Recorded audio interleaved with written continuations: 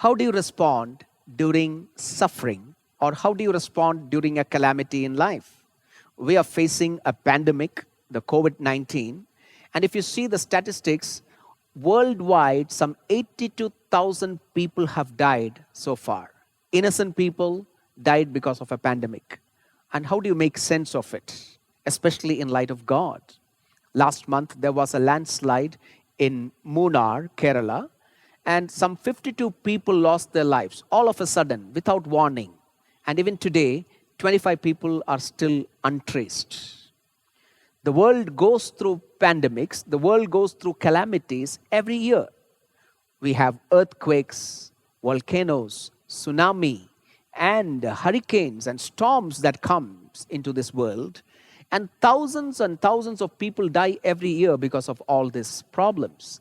And then there are personal calamities. People lose their jobs, death of a loved one, life-threatening sickness, and we go through personal calamities and tragedies in our life. Every one of us will face a calamity in our life at one point or the other.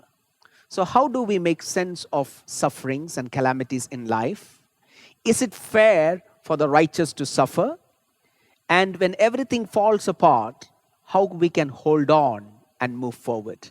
Well, today I want to bring to you a message entitled, When Everything Falls Apart. And I'm basing my message from the book of Job, chapter 1, to Job chapter 2, verse 10. Today we are going to look at the right responses when we suffer. How can we be, and what we must do when we go through sufferings, and especially suffering innocently. Calamities may seem absurd, meaningless, and undeserved. You may cry out, why 100 times when you're going through a pain or a calamity. That's why the book of Job is so relevant, because Job's sufferings seems to come out of nowhere and have no connection to his character. His story is recorded for us because God wants to use it to equip us to endure our sufferings and our calamities. We are not to just endure our sufferings, but looking at Job's life, we know that we can worship God, we can praise God, we can trust God and not sin even during a tragedy in our lives. So today we are going to look at the first section of the book, Job chapter 1 to Job chapter 2 and its verse 10. Job is introduced in the very first verse of this book. Let's open our Bibles to Job chapter 1 and its verse 1. In the land of Uz, there lived a man whose name was Job. This man was blameless and upright. He feared God and shunned evil. The name of this person is Job. Job is a real person living in Uz. It is perhaps associated with Edom, somewhere southeast of Israel. Job is a foreigner, not an Israelite. Job is a pre-Moses figure. He's a real person who lived somewhere before Moses. And here, somebody has taken up on his life and writing to the Israelites. And we find in verse 1 itself, amazing qualities or character of Job. And the Bible says, Job is blameless. Job is upright. His character and actions are good. Job feared God. He behaves according to God's expectation and enjoys God's favor. Job shunned evil. And in chapter 2, verse 3, God gives a testimony about Job. And God is telling, along with all these qualities, that Job is a man of integrity. These 5 qualities of Job puts Job's righteousness much beyond any other Old Testament saints. You know, when God tested Abraham, God spoke to Abraham. And when God tested Abraham, God gave his son back to Abraham. But when God tested Job, when Job went through trials in his life, he never knew that it was God who was doing it. Okay? He trusted God during this calamity. At the same time, like Abraham, Job did not end up getting his children. He lost his 10 children to start with. So when you see Abraham's faith and Job's faith, it is much higher than Noah, or much higher even than Daniel. That does not mean that Job is a sinless, perfect person. Job is not in the divine realm, but it is the best that a person or a human being can get as far as he is living in this world. Job fears God and he takes God seriously for what is known to him about God in the Old Testament. So, Job is in the highest possible standing with God. If suffering was intended as a punishment for the wicked, Job is not a good candidate for calamity. Job was a good man. He fears God and he did sacrifice for his family because of his fear of God. Job, we can find that he was extraordinarily blessed because of his fear of God. In Job chapter 1, verse 2 to 3, he had 7 sons and 3 daughters, and he owned 70,000 sheep, 3,000 camels, 500 yoke of oxen, and 500 donkeys, and had a large number of servants. He was the greatest man among all the people of the East. Job reveres God, he fears God, and he loves his children. In Job chapter 1, verse 4 to 5, we can find the Bible illustrating his reverence for God and his love for his family. Job chapter 1, verse 4 to 5. His sons used to hold feasts in their homes on their birthdays, and they would invite their 3 sisters to eat and drink with them. When a period of feasting had run its course, Job would make arrangements for them to be purified. Early in the morning, he would sacrifice a burnt offering for each of them, thinking, "Perhaps my children have sinned and cursed God in their hearts." This was Job's regular custom. Job was extraordinarily jealous for the name of God. His sons and daughters would gather for regular times of feasting, probably in birthdays and other occasions. And Job sacrificed to God for the sins of his children, if any. Job was worried that they perhaps cursed God in their hearts. Cursing God can come in a variety of ways, and Job feared that his children cursed God.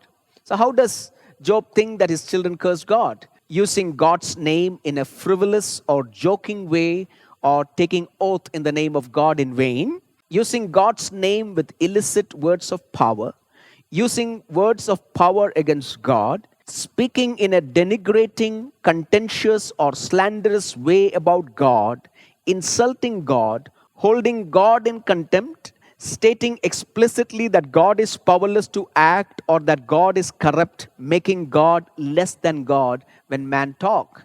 If any of his children had cursed God or taken the name of God in vain at the party the night before, Job would come with a sacrifice to cover the sins of his children.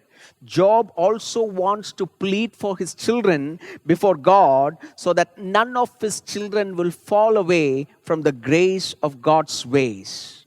What a blessed man.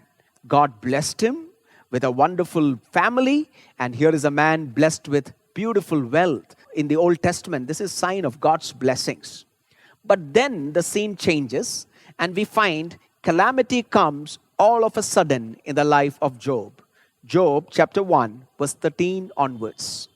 One day, when Job's sons and daughters were feasting and drinking wine at the oldest brother's house, a messenger came to Job and said, "The oxen were plowing and the donkeys were grazing nearby, and the Sabeans attacked and made off with them.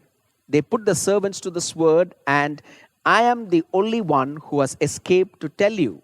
While he was still speaking, another messenger came and said, "The fire of God fell from heavens and burnt up the sheep and the servants, and I am the only one who has escaped to tell you."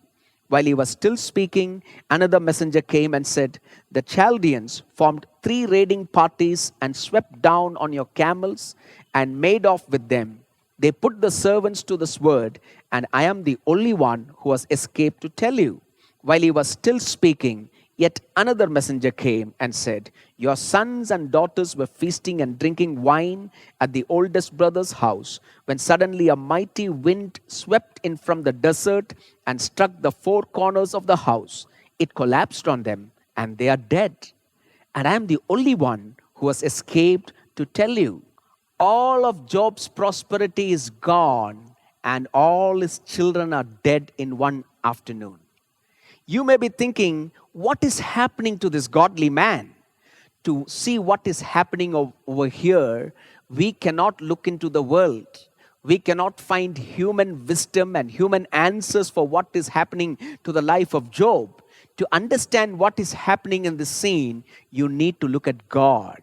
God has a purpose and God has allowed it. So the scene shifts from the earth where Job is with his family and all these calamities have struck, and the scene goes to the presence of God. Come with me to Job chapter 1 and it's verse 6 to 8. One day, the angels came to present themselves before the Lord, and Satan also came with them. The Lord said to Satan, "Where have you come from?" Satan answered the Lord, "From roaming throughout the earth, going back and forth on it." Then the Lord said to Satan, "Have you considered my servant Job? There is no one on earth like him. He is blameless and upright, a man who fears God and shuns evil."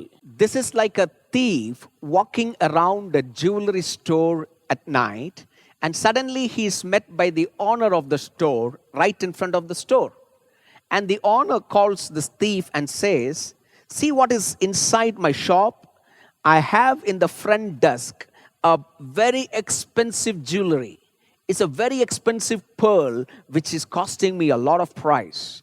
Can you expect any jewelry store owner telling the thief like that? We see such a conversation taking place between God and Satan. God is showcasing Job as a righteous man, blameless man, a man of integrity, the man who shuns evil and wicked ways, and is telling here is a righteous man, and God is displaying Job's integrity before Satan. This is very strange of God. God is not speaking about Job, but God is also showcasing him in front of Satan. And Satan is not very impressed. He immediately comes with an answer. In Job chapter 1, verse 9 to 12. "Does Job fear God for nothing?" Satan replied. "Have you not put a hedge around him and his household and everything he has? You have blessed the work of his hands, so that his flocks and herds are spread throughout the land." Satan says, "Lord, the only reason Job fears you is because you have blessed him with family, you have blessed him with so many possessions. You just take that away and you see how Job reacts." So God said in Job chapter 1 verse 11, "But now stretch out your hand and strike everything he has, and he will surely curse you to your face." God could have told Satan, "I don't need to prove about Job to you. I know who he is, and who are you? Get out of my presence." I believe God would have spoken about Job like this to Satan every day, but not this time. Instead, God chooses to get an open victory over Satan about Job's life. This will be a victory that will be a display for the angels and the whole world, even for us today, to know that Job loved God than his possessions and than his family. Amen. In Job chapter 1 verse 12, the Lord said to Satan, "Very well then, everything he has is in your power, but on the man himself do not lay a finger." Then comes the calamities in Job's life. Job loses his wealth, Job loses his sons, and he loses his daughters. And when we see and when we read this, we ask, what is happening? What on earth is happening? I want to tell you, the answer is of something of great importance happening in the presence of God. God is in the process of demonstrating to the heavenly hosts and for the whole world to know that God himself, not anything that Job possesses, is of supreme value to Job. And God knows that Job will win this victory. Job's reverence over here is not mercenary. It's not making money at the cost of ethics. And the great victory of Job in this situation is recorded for us in Job chapter 1, verse 20 to 21. At this, Job got up and tore his robe and shaved his head. Then he fell to the ground in worship and said, "Naked I came from my mother's womb, and naked I will depart. The Lord gave and the Lord has taken away. May the name of the Lord be praised." In all this, Job did not sin by charging God with wrongdoing. Satan was wrong. Job did not curse God. When his wealth was taken away and when his children died, Job worshiped God. He blessed God. In all this, the Bible says Job did not sin. Job's reverence, Job's piety was revealed, and it is manifested even now for all of us to see. My dear brother, my dear sister, when you go through a tragedy in life, when you go through a calamity in life, how do you respond? Do you respond in cursing God? Do you respond in rebelling against God? Or do you respond like Job, worshiping God? In all this, the Bible says Job never sinned. Satan was wrong.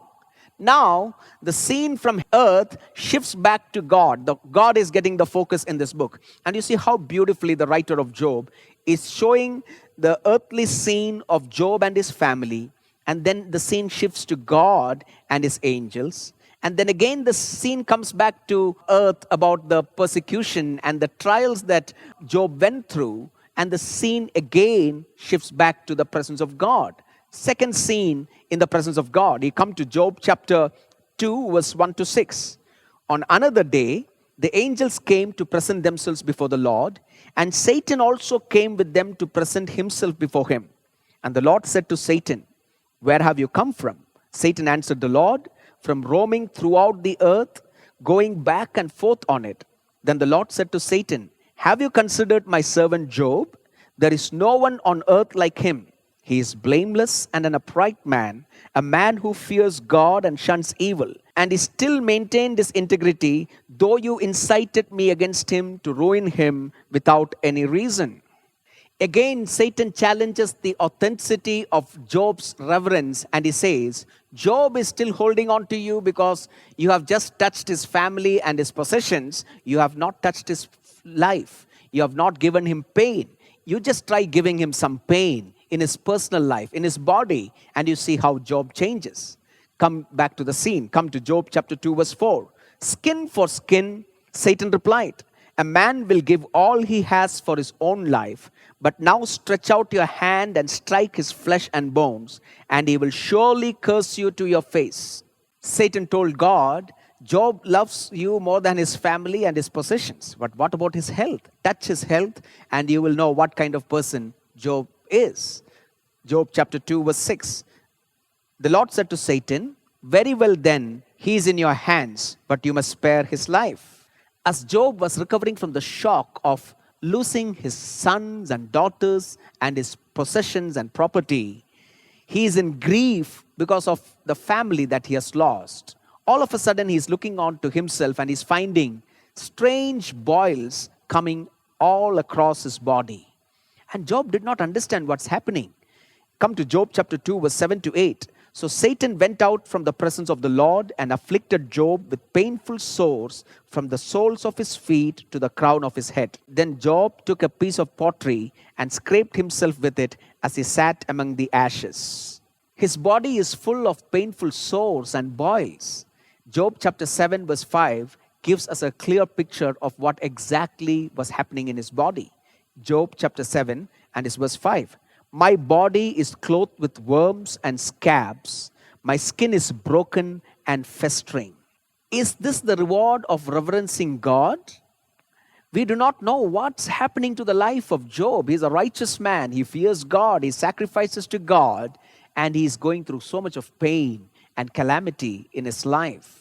This is a horrible disease. The first round of affliction brought mental anguish associated with loss and grief. He had the loss of his property, the hard-earned money of his life. More importantly, he lost his sons and daughters. It brought in a lot of grief. The second round of affliction brought physical problems associated with pain. There is boils all over his body, and the Bible says he was in an ash pile. Skin disease that Job exhibits would have led him to be expelled from mainstream society. He would have been out of the city, ostracized because of a skin condition. We know that in the Old Testament. So he's expelled from the city, and he ends up in a place what the text refers to as ash heap. This is like a city dump It's not only that the city garbage is dumped over there and that dump is put in fire where he's sitting on that garbage heap of ashes, but this is also the place where the city dung is put. He is sitting in a horrible place. He is going through boils in his body. He has lost his property. He has lost his sons and daughters. And now, in his own body, from head to the bottom of his feet, he is having painful sores and he's going through the most difficult situation of his life. Can you imagine the heights from which Job has come down? He was like soaring so high in his faith with God. He was soaring high in terms of worldly prosperity and his fear of God. And now, all of a sudden, he's out of the city, lost everything, and he's sitting in an ash pile, taking care of the boils in his body. From the heights, Job went down to the depths, what we can imagine for a man. The Bible presents this as extremes. Extreme piety, extreme devotion to God, extreme prosperity, and Job is now with extreme suffering, extreme calamity, and there is no hope for recovery. Job has come down to extreme poverty and extreme difficulty in his life. Job has every opportunity to abandon God if his only motive for faithfulness is for gains and benefits. And again, now he's not only suffering loss, but he's also suffering pain. Tolerating pain is different from suffering loss. This has escalated and Job's condition has become worse. So it is in this context that Job encounters his wife and 3 friends. When Job's health failed, it proves too much for his wife. She had endured with him the loss of their children, the loss of their property. But when she saw her husband in that ash pile, suffering to his death, she felt that enough is enough and she could not keep quiet. She was with Job through all those difficulties. But for her perspective, she has lost her children. She has lost her possessions. There is no worldly security. There is no children's security. And for her, all that she clinged on to was her husband. And she's seeing her husband wasting away, and a woman could not tolerate it. And in the ancient world, if a woman has lost her husband, she has got nothing else in life to look forward for. She came to Job and she said in Job chapter 2 verse 9, his wife said to him, "Are you still maintaining your integrity? Curse God and die." This statement would have brought a smile in the face of Satan. And can you imagine the heart of Job? His heart would have been cut open because he is persevering, he is holding on to God. When his wife is asking him to deny God, Job would have felt very disappointed. But look at the statement of Job. This is a victorious statement in spite of his situations, in spite of his own wife talking against him and his God. The victory statement comes from Job now. He says in Job chapter 2 verse 10, he replied, "You are talking like a foolish woman. Shall we accept good from God and not trouble?" This is so kind of Job. Job could have said to his wife, "You are a foolish woman. What is that? You always talk and you hurt me. You never encourage me. You're always negative." Job did not talk that. Job said, "Only foolish women talk like that. Can we expect only good from God and not trouble?" You see, Job was a very responsible husband. And he knew that his wife stood beside him when they lost their 10 children. He knew that his wife was so quiet when they lost their property and possessions. And he knew why she's talking now. Many preachers have given Job's wife a bad press. They talk badly about Job's wife. But I want to take a different look at Job's wife. She was with him through the thick and thin. When the children died, she never opened her mouth. When the possessions went, she never opened her mouth. And only when she saw her husband wasting away, she spoke like this, a moment of weakness. But after that, we do not know what happened. There is not a single word from Job's wife. Even when we find in the later chapters rebuke towards Job's friends, Job's wife is not rebuked. That one statement was enough, I think, probably to restore her faith in a trying time. What is the key in Job's statement? Here is a key sentence for his victory. Job chapter 2 verse 10. Shall we accept good from God and not trouble? This is an astonishing statement from the mouth of Job. This is a victory statement, power statement. Job says, comfort comes from God, possession comes from God, wealth comes from God, children comes from God, my health comes from God, and even calamity and my trouble comes only through the hand of God. And I believe as Satan was waiting for the response from Job, he would have been shamed, because in front of 10,000 angels, Satan is waiting for Job to disown God, disown his faith and trust in God. But here is a man victorious in his trials, and he's telling, Lord, even if I go through calamity, even if I go through prosperity, everything comes from you, because you are sovereign, and whatever happens in my life will not happen without the knowledge of my God. Amen. Praise the Lord. Satan is gone with his accusations. We don't find him back in this book. And I want you to concentrate back on the way the writer has written this book. Amazing poetry. Starts with the scene on earth in Job's life.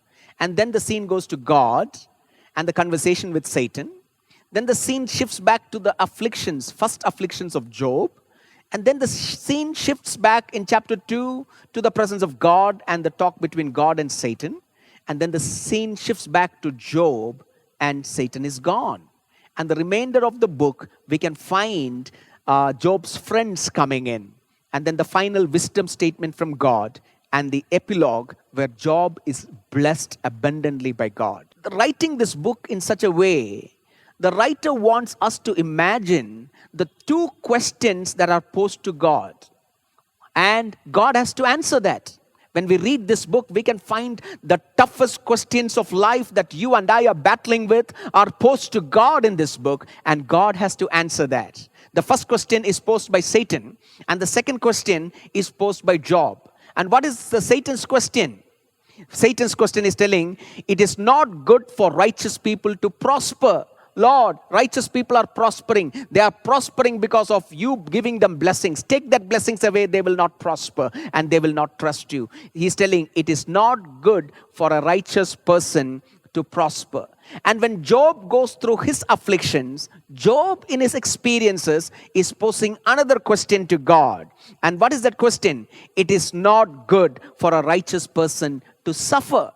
And now God is left with the responsibility in this book to answer the readers the answer for these two questions. Question of Job and the question of Satan. What has God to do?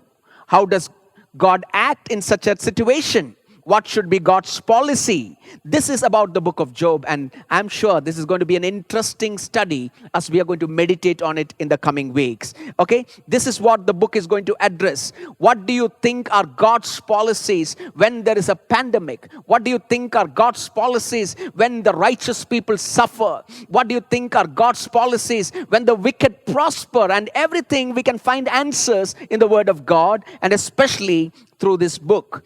Job's benefits were taken off and he did not sin against God. Okay? So this is regarding this book, and we studied how beautifully Job trusted in God. I want to stop this narrative for today's study and derive some life points, life values from this passage that can answer our present day questions. First of all, Satan's aim is to destroy our joy in God. Satan works in basically two ways according to this book. First of all, when God blesses us with prosperity and wealth and good family, Satan is trying to tempt us to see that we will find our joy in the possessions that God has given to us and not in God. Satan will show us that God is superfluous or unnecessary ingredient to us when we trust in our pleasures. And Satan wants us to have our joy in our wealth and health and family and the pleasures that God has given to us. Amen? And Satan tested Job like that. When God blessed him He could not catch Job disowning God in the midst of his pleasures. He sacrificed to God. He feared God. He was blameless. And today morning, I'm speaking to some people, even during this pandemic, things are going well for you. You have a job at hand. Every one of your family members are intact. And you are well in prosperous times. I want to tell you that Satan may be tempting you. Is your focus on your job? Is your focus on your family? Or is your primary focus on God? Satan wants us to have our joy in our accomplishments, in our finances, in our family, in our talents. And if he got that from you, he has taken that victory over you. Amen. We must make sure that no matter what blessings we have, our primary focus, our first priority will become God, like Job was in his prosperity. Amen. Do you have time for prayer? Do you have time for devotion? Do you have time for Sunday morning service? Do you have time and talent to spend in the presence of God? Let God become our number one priority, my dear brother and sister. Otherwise, Satan is tempting us and wants us to have pleasure or joy in the things of this world. And he could not get Job in such a situation, so he changes the plate. What does he do? In affliction, in pain, in calamity, Satan wants Job to disown God. And these are the two things that Satan still works in our lives. And he wants to tempt us to disown God in our pleasures and prosperity. And he also wants us to disown God in the pain and calamities of life. And he could not do that with Job. Are you going through a tragedy? Are you going through loss? Are you going through pain? Are you going through difficult situation in your life? I want to tell you, Job is a great example for us. Don't question God. Trust God. You can worship God. You can praise God. And he says, the Lord gives and the Lord takes away. Blessed be the name of the Lord. Satan wants you to shift your focus from God, both in pleasure and in calamity. Be careful of that. Secondly, God's aim is to magnify his worth in the lives of his people. God's aim is to magnify his worth in the lives of his people. The great aim of creation and redemption through Jesus Christ is to preserve and display the worth of God's glory. And how does God do that? The way God does that is by redeeming a people through the Lord Jesus Christ who love God, who cling on to God, who cleave to God and cherish God more than they love the things of the world, the families of this world, and the pleasures of this world. The mirror that God has chosen to display his greatness, to display his love into this world, is the people of God, the saints of God. And God chooses you to display his glory, like what he did in the life of Job. Amen. How is your faith today? Are you shattered because of the tragedies, or are you proud because of the pleasure that God has given to you? God displays his worth, his value, and his glory through the redeemed people, so that even though we go through pleasure, even though we go through wealth, or even though we go through pain, God's name will be glorified, and we will say, blessed be the name of the Lord. Amen. God aims to magnify his worth through the lives of his people. You may be going through a pain. You may be going through a good situation in life. Through all the situations of life, God wants his name to be glorified, like in the life of Job. Thirdly, God grants Satan limited power to cause pain. Satan has no final authority in your life.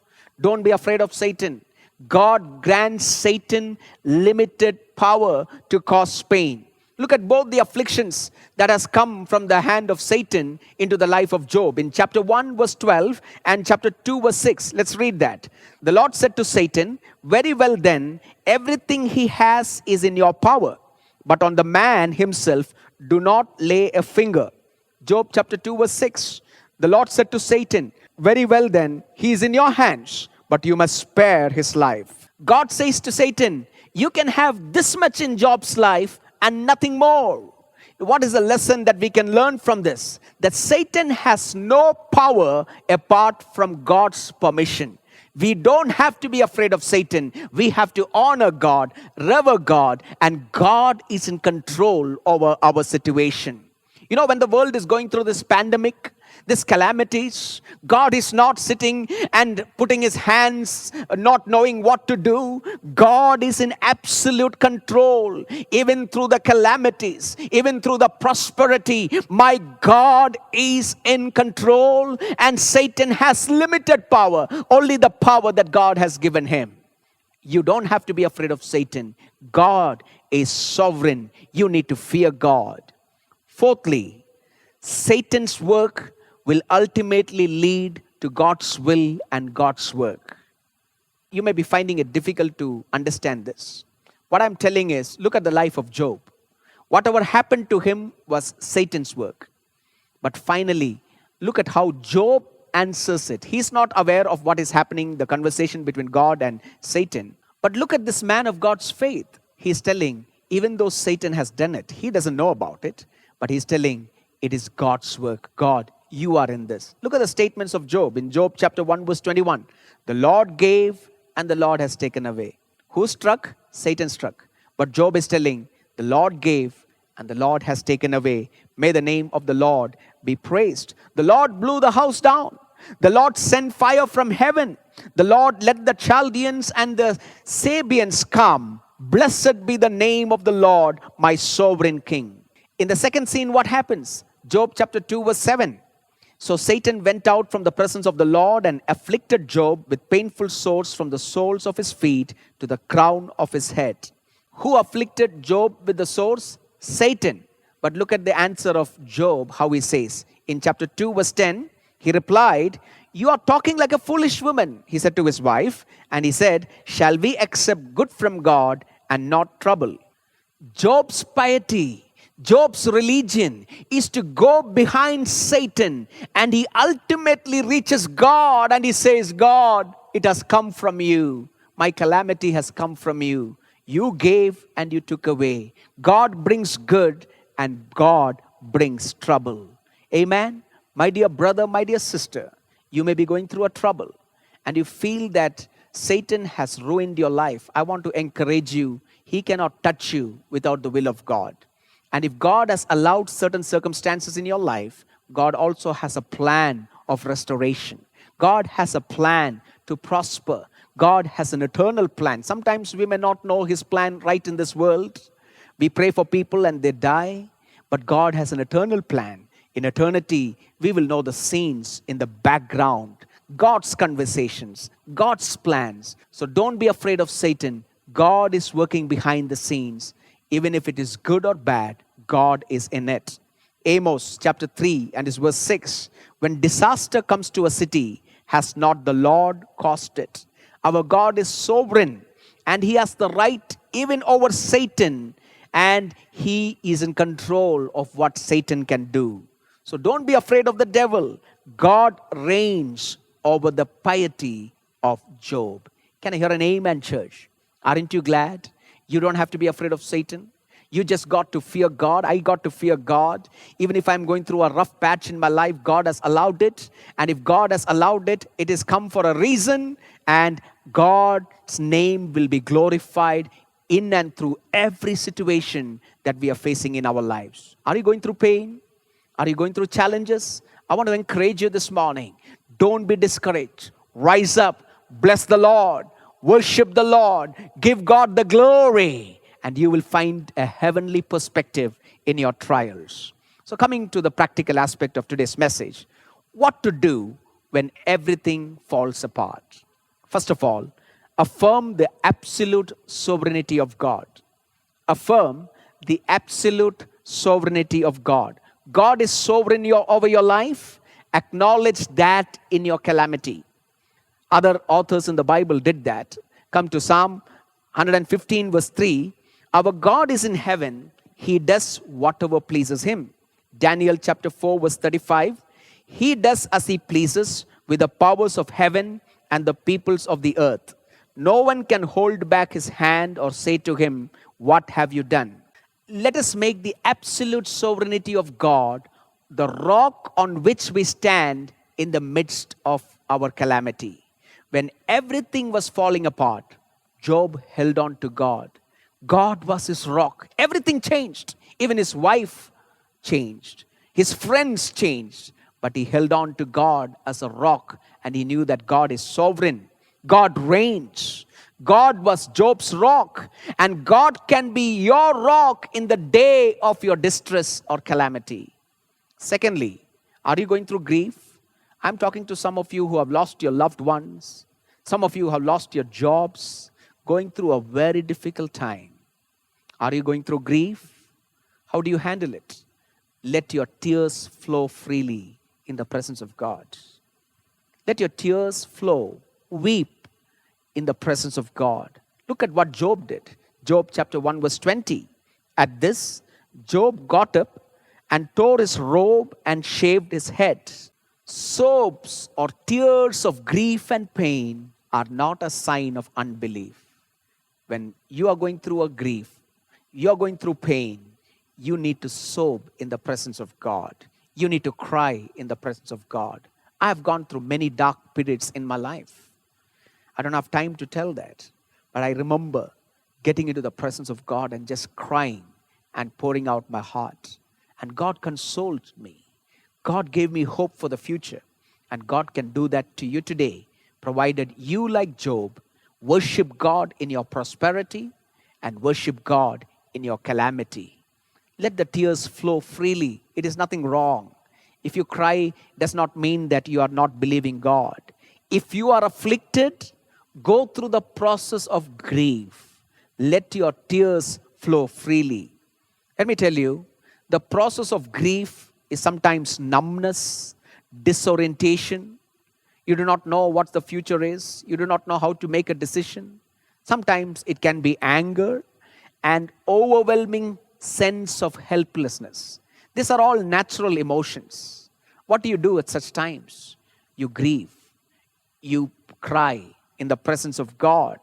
And that's the first part of grieving. Finally, one has to let go of what has been lost. Don't revolve over what has been lost. Once you start grieving in the presence of God and crying in the presence of God, we don't do that without hope. Even if you have lost a loved one, we grieve with hope because Christ is coming back again. So let go of what has been lost. Letting go means recognizing the reality of the loss and accepting its finality. I repeat it again. Let go what has been lost and accept the reality of the loss and accept its finality. Both these aspects of mourning or grief are reflected in Job's process. The first in his silent gestures of grief, and the second in the word that he utters. So, my dear brother and sister, we have a great pattern from the life of Job for those who are going through afflictions. Grieve, let go, understand the loss is gone, done, and it is final. Trust God, He will bring something new in our lives. One has to come to grips with the terrible fragility of human life itself. Our life is very fragile. God has made us as we are, and sin has caused even more harm to human beings. And we are capable of love and attachment, but also susceptible to disease, accidents, and violence. It can come to us. Maybe innocent people are suffering because of this pandemic, because of the way God has created us. And we are also susceptible to all this because of the sin that is prevailing in this world. In this sense, it is God who gives and God who takes away. Have you lost something? Let me encourage you. God has taken it away for a purpose. You do not know the purpose now, but all things work together for the good of those who love Him, who have been called according to His purposes. From God we receive what we earn and for what we dread sometimes. And that is a real fact of life. The wisdom of Job's stance is that it allows him to recognize the presence of God even in the most desolate of experiences. Even when he went through the pit and sitting in the ash pile, he is recognizing the presence of God. Job blesses God in response to that presence of God. Job places no condition to his loyalty to God. Get back to God. It is God who is in your life, and God has a purpose. Rise up and move forward after the grieving is over. Something great is coming up in this world and in eternity that God has kept for us. Amen. And thirdly, trust in the goodness of God. God is good. Let God be your treasure and let God be your joy. God is in control over your life, and whatever happens to your life is good. So trust in the goodness of life. I want to conclude today's message. When calamity comes, you may feel it as meaningless, undeserved, or you may even cry, why? Why are innocent people suffering? We do not know. God has an answer, and we will know it. But we must know that both good times and bad times comes from the presence of God.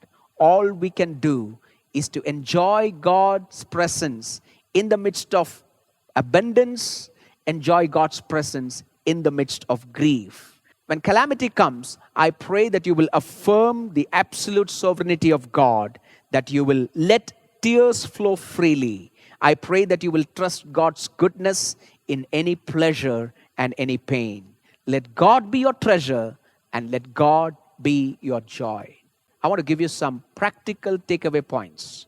You can take a screenshot and keep it with you, because this will help you in the time of need. We have studied so much, but you can take away this and you can use it for every stress that you're going through in your life. Number one, suffering is not always a punishment for evil. Suffering is not always a punishment for evil. Satan can do nothing apart from God's permission. Thirdly, God is the rock on which we stand in the midst of calamity. May God be your rock. And fourthly, trust God's goodness in any pleasure and pain. Are you going through a good time? Look at the good times of Job. Satan wants to tempt you to move away from God and enjoy life without God, but not Job.